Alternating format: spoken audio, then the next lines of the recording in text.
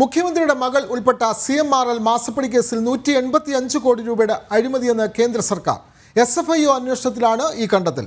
സങ്കല്പിക്കാവുന്നതിലും അപ്പുറമാണ് അഴിമതിയുടെ വ്യാപ്തിയെന്നും നിയമാനുസൃതമായ തുടർ നടപടികൾ ഉണ്ടാകുമെന്നും ഡൽഹി ഹൈക്കോടതിയിൽ കഴിഞ്ഞ ദിവസം രേഖാമൂലം നൽകിയ മറുപടിയിൽ കേന്ദ്ര സർക്കാർ വ്യക്തമാക്കുന്നു. ആ റിപ്പോർട്ടിലേക്ക്. മുഖ്യമന്ത്രിയുടെ മകളുടെ ഉടമസ്ഥതയിലുള്ള എക്സാലോജിക് ഉൾപ്പെട്ടിട്ടുള്ള CMRL മാസപ്പടി കേസിൽ നിർണായക വാദങ്ങളാണ് കേന്ദ്ര സർക്കാരും ആദായ നികുതി വകുപ്പും ഡൽഹി ഹൈക്കോടതിയെ അറിയിച്ചത്. SFIO അന്വേഷണത്തിൽ 185 കോടി രൂപയുടെ അഴിമതി നടന്നിട്ടുണ്ടെന്ന് കണ്ടെത്തി. ആദായ നികുതി സെറ്റിൽമെന്റ് ബോർഡ് ഉത്തരവിന്മേൽ മറ്റന്വേഷണം പാടില്ലെന്ന വാദം നിലനിൽക്കില്ലെന്നും കേന്ദ്രം വ്യക്തമാക്കി. കോർപ്പറേറ്റ് സ്ഥാപനത്തെ ഉപയോഗിച്ച് CMRL നടത്തിയത് സങ്കല്പത്തിനും അപ്പുറത്തുള്ള അഴിമതിയാണ്. CMRL ചെലവുകൾ പെരുപ്പിച്ചു കാട്ടി അഴിമതി പണം കണക്കിൽപ്പെടുത്തി. ചരക്ക് നീക്കത്തിനും മാലിന്യ നിർമ്മാർജ്ജനത്തിനും കോടികൾ ചെലവിട്ടെന്ന് വ്യാജ ബില്ലുകൾ ഉണ്ടാക്കി. CMRL സംസ്ഥാന സർക്കാരിന് കീഴിലുള്ള KSIDCയുടെ ഓഹരി പങ്കാളിത്തമുള്ളതിനാൽ വിഷയം പൊതു താൽപര്യ പരിധിയിൽ ഉൾപ്പെടും. അഴിമതി രാജ്യത്തിന്റെ സാമ്പത്തിക ഭദ്രതയ്ക്ക് ഭീഷണിയാണെന്നും നിയമമനുസരിച്ച് തുടർ നടപടികൾ സ്വീകരിക്കുമെന്നും കേന്ദ്രവും ആദായ നികുതി വകുപ്പും കോടതിയെ അറിയിച്ചു. SFIOയുടെ അന്വേഷണത്തിനെതിരെ CMRL നൽകിയ ഹർജി വാദം പൂർത്തിയാക്കി കോടതി വിധി പറയാൻ മാറ്റിവെച്ചിരിക്കെയാണ് കേന്ദ്ര സർക്കാർ നിർണായക വിവരങ്ങൾ അറിയിച്ചത്. ജനം, ഡൽഹി. CMRL മാസപ്പടി കേസിലാണ് നിർണായകമായ അന്വേഷണ റിപ്പോർട്ട് SFIO ഡൽഹി ഹൈക്കോടതിയിൽ സമർപ്പിക്കുന്നത്. മുഖ്യമന്ത്രിയുടെ മകൾ ഉൾപ്പെട്ട കേസിൽ 185 കോടിയുടെ അഴിമതി നടന്നുവെന്നാണ് ഈ റിപ്പോർട്ട്. പിണറായി വിജയൻ, രമേശ് ചെന്നിത്തല, PK കുഞ്ഞാലിക്കുട്ടി, ഉമ്മൻചാണ്ടി തുടങ്ങിയ പ്രമുഖ നേതാക്കൾക്കെല്ലാം മാസപ്പടി നൽകിയെന്ന വിവരം നേരത്തെ തന്നെ പുറത്തു വന്നിരുന്നു. ജനുവരി 20-ന് ഡൽഹി ഹൈക്കോടതി വിധി പറയാനിരിക്കെയാണ് കേന്ദ്രം ഈ വാദങ്ങൾ സമർപ്പിച്ചത്. എക്സാലോജിക്കുമായി മാത്രം 1.72 കോടി രൂപയുടെ ഇടപാട് നടന്നുവെന്നാണ് കണ്ടെത്തൽ. രാജ്യത്തിൻ്റെ സാമ്പത്തിക ഭദ്രതയെ തകർക്കുന്ന അഴിമതി എന്നുള്ള നിലയിലാണ് SFIOയുടെ ഈ റിപ്പോർട്ടുള്ളത്.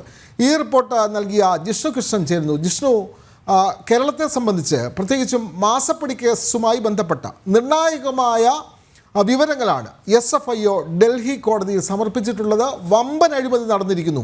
185 കോടി രൂപയുടെ അഴിമതി നടന്നു എന്നുള്ള നിലയിലാണ് ഇപ്പോൾ ഈ റിപ്പോർട്ട് സമർപ്പിക്കുന്നത്. എത്രമാത്രം ഗൗരവതരമായി കാണാം ഈ റിപ്പോർട്ടിലെ പരാമർശങ്ങൾ? ജിഷ്ണു കൃഷ്ണൻ.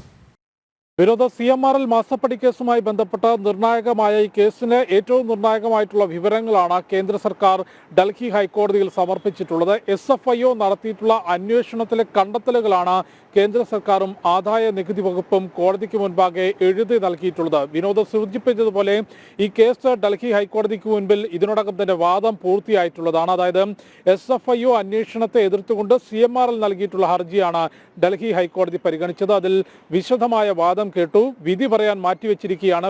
വിഷയത്തിൽ വാദം എഴുതി നൽകാൻ കേന്ദ്ര സർക്കാരിനോട് ഹൈക്കോടതി ആവശ്യപ്പെട്ടത്. ഇതിന് പ്രകാരമാണ് കേന്ദ്ര സർക്കാരും ആദായ നികുതി വകുപ്പും വാദങ്ങൾ എഴുതി നൽകിയിട്ടുള്ളത്. അതിൽ ഏറ്റവും പ്രധാനപ്പെട്ട കാര്യം, അതിൽ ഏറ്റവും നിർണായകവും പ്രധാനപ്പെട്ടതും അഴിമതി നടന്നു എന്നുള്ളത് വളരെ വ്യക്തമായി തന്നെ SFIO കണ്ടെത്തുകയും 185 കോടി രൂപയുടെ അഴിമതി CMRL മാസപ്പടി ആ വിഷയവുമായി ബന്ധപ്പെട്ട അഴിമതി നടന്നു എന്ന് വളരെ വ്യക്തമായി അന്വേഷണത്തിൽ കണ്ടെത്തിയിട്ടുണ്ട് എന്നുള്ളതാണ് കേന്ദ്ര സർക്കാർ വ്യക്തമാക്കിയത്. വിവിധ രാഷ്ട്രീയ നേതാക്കൾക്ക് വേണ്ടി, കമ്പനികൾക്ക് വേണ്ടിയും CMRL നടത്തിയിട്ടുള്ള ഇടപാടുകളിൽ 185 കോടി രൂപയുടെ അഴിമതി നടന്നു. അതിൽ നമുക്കറിയാം, മുഖ്യമന്ത്രിയുടെ മകൾ ഉടമസ്ഥതയായിട്ടുള്ള എക്സാലോജിക് ഉൾപ്പെടെ ഈ മാസപ്പടി വിഷയത്തിൽ ഉൾപ്പെട്ടിട്ടുണ്ട്. എന്നാൽ കേരളത്തിൽ ഇത് സംബന്ധിച്ച് സർക്കാരുമായി ബന്ധപ്പെട്ടൊപ്പം രാഷ്ട്രീയ പാർട്ടി നേതാക്കളും ഒന്നും തന്നെ ഇതിൽ അഴിമതി നടന്നു എന്ന് സമ്മതിക്കുന്നതിനോ അതിൽ യാതൊരു തരത്തിലുമുള്ള പ്രശ്നങ്ങളില്ല, സേവനത്തിന് പകരമുള്ള പണമാണ് കമ്പനി നൽകിയത് തുടങ്ങിയ വാദങ്ങൾ ഉന്നയിക്കുമ്പോഴും